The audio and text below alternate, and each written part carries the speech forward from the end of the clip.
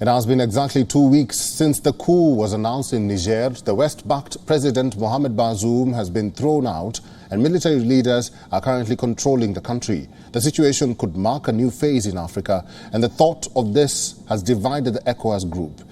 It is a bloc of 15 members of West African states. They tried giving an ultimatum, even threatened with military action, but the coup leaders have stayed put. So ECOWAS will now hold a summit on Thursday pushing for a diplomatic solution.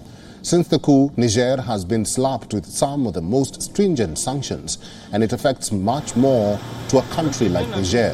According to 2023 budget projections, the country had expected to have a budget of $5.53 billion for the fiscal year, and 40% of this budget was expected to come from external partners, which looks extremely dicey now. But Niger has an ace up its sleeves. This yellow cake is known as uranium. It is an ore vital for nuclear industry, and Niger is the world's 7th biggest producer of this chemical element.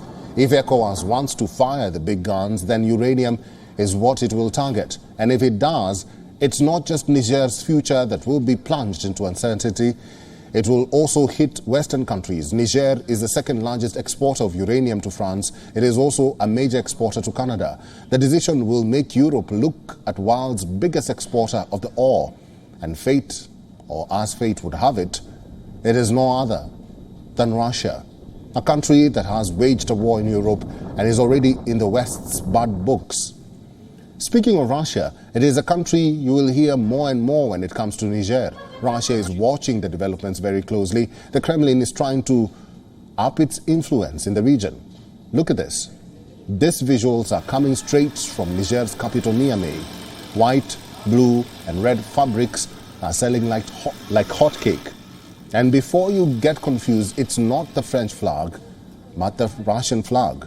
The flags have been in demand since the coup was announced. This is testament that there is intention from Russia and there is acceptance from Niger. The coup has exposed Moscow's grand strategy in Africa.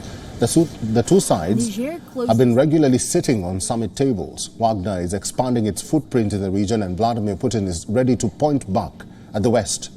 So it seems Russia fits the perfect jigsaw puzzle in Niger's crises. And for more on this, our correspondent, Nabil Ahmed, has sent us this report from Accra, Ghana. The sanctions will really bite the economy of Niger and further put millions of people into poverty.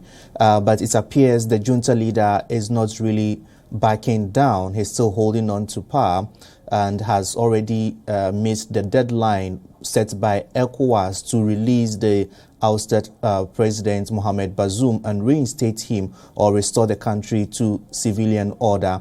ECOWAS, that's the regional bloc, is expected to hold an emergency meeting on Thursday to really discuss the way forward. And already we know that they've imposed economic sanctions on Niger, and what's is going to follow next, that is quite unsure. We are quite unsure about that. But we know that they actually sent a delegation to Niamey, the capital, to meet with the junta leader and other military people that did the coup to see how best some negotiations can go on. But the junta leader refused to meet these ECOWAS delegation. So that's quite a tricky situation at the moment to see how this whole situation will be resolved.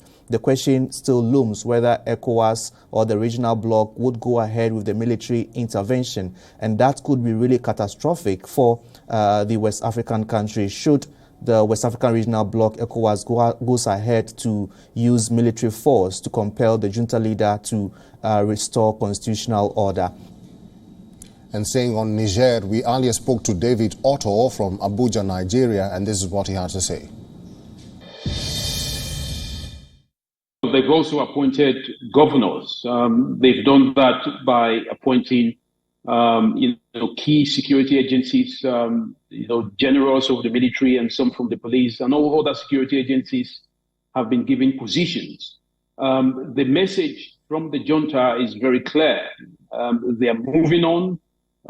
They've been able to seize power from President Bazoum. They are blaming it on the decadence of the economy, the country, the corruption, the insecurity, but more so they are blaming it on, the French, colonization or neocolonialism, which they say, has, not given the country an ability to breathe.